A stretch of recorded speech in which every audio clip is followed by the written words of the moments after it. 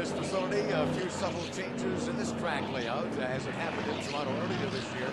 And the best thing is, let's go on a quick tour of this facility around BC Place. It's what they call the Pacific Place Complex. From the start-finish line, we stream straight toward BC Place, in fact, and then it's a sharp right as we head along toward the Canby Bridge. In fact, there's a number of post-bridge crossovers at this point. I don't know whether those shadows will affect our competitors today or not, but certainly the sunshine is out, and they'll hit probably their fastest tempo in this particular part of the course. There's some subtle dog legs in here that will throw them off a touch until this massive hairpin, of course. Now, at the hairpin, it brings you around back to Pacific Boulevard. We've gone by that area.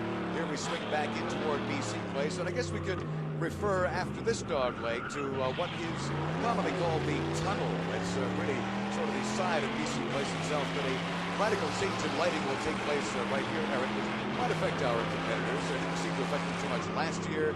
It's not affecting the IndyCar competitors that much as well, and it's that crowd we're appearing with here today.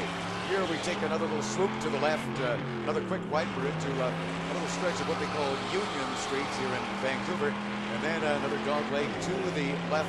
We have got at the end of this very fast stretch here what is in effect another almost hairpin. This has been kind of added this season to slow the gang down a little bit before they head into a hint of Union Avenue, Quebec Street here, more of that hairpin, and back to the start-finish straight along Falls Creek and toward the Plaza of Nations and so on. It's a beautiful course.